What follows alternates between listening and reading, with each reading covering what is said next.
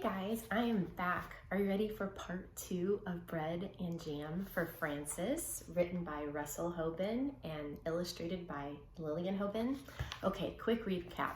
So we have met our main character, Francis. She's a great gal, but she really is a little bit choosy about what she eats. Do you remember what she really likes to eat at every meal? That's right, bread and jam. Even though she's been offered many different things by her parents, she's going with her fave thing to eat, bread and jam. It is delicious, I agree with her. So we left off with her sitting down at her lunch table at school by her friend Albert, and she has just asked him to share, or for him to tell her what he has in his lunch. So let's see what happens next. So he asked her, "What do you have?" Frances opened her lunch. "Bread and jam," she said, "and milk." "You're lucky," said Albert. "That's just what you like. You don't have to trade now." "That's right," said Frances, "and I had bread and jam for dinner last night and for breakfast this morning." "You certainly are lucky," said Albert. "Yes," said Frances, "I am a very lucky girl, I guess, but I'll trade it if you want to." "That's all right," said Albert. "I like cream cheese with cucumbers and tomatoes on rye." Albert took 2 napkins from his lunchbox. He tucked one napkin under his chin. He spread the other one on his desk like a tablecloth.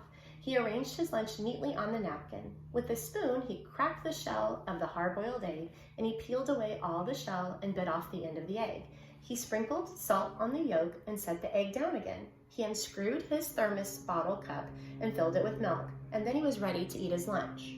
He took a bite of sandwich, a bite of pickle, a bite of hard-boiled egg, and a drink of milk, and then he sprinkled more salt on the egg and went around again. Albert made the sandwich, the pickle, the egg, and the milk come out even. He ate his bunch of grapes and his tangerine, and then he cleared away the crumpled up wax paper, the eggshell, and the tangerine peel. He set the cup custard in the middle of the napkin on his desk. He took up a spoon and ate up all the custard. Then Albert folded up his napkins and put them away. He put away his cardboard salt shaker and his spoon. He screwed the cup on top of his thermos bottle, and he shut his lunchbox. Put it back inside his desk and sighed. "I like to have a good lunch," said Albert. Frances ate her bread and jam and drank her milk. Then she went out to the playground and skipped rope. She did not skip as fast as she had skipped in the morning, and she sang, "Jam in the morning, jam at noon, bread and jam by the light of the moon. Jam is very nice." The mood of the book is changing a little bit, isn't it? I gather that she might be getting a little bit bored with just bread and jam. When Frances got home from school, Mother said, "I know you like to have a little snack when you got home from school. I have one all ready for you." "I do like snacks," said Frances, running to the kitchen. "Here it is," said Mother, "a glass of milk and some nice bread and jam for you."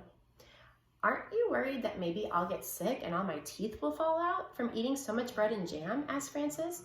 "I don't think that will happen for quite a while," said Mother, "so eat it all up and enjoy it," said Mother. Frances ate up most of her bread and jam, but she did not eat all of it. After her snack, she went outside to skip rope.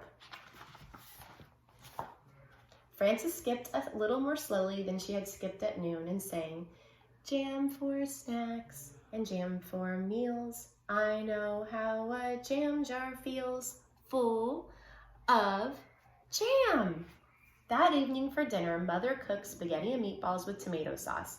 "I'm glad to see there will be enough for second helping," said Father, "because spaghetti and meatballs is one of my favorite dishes."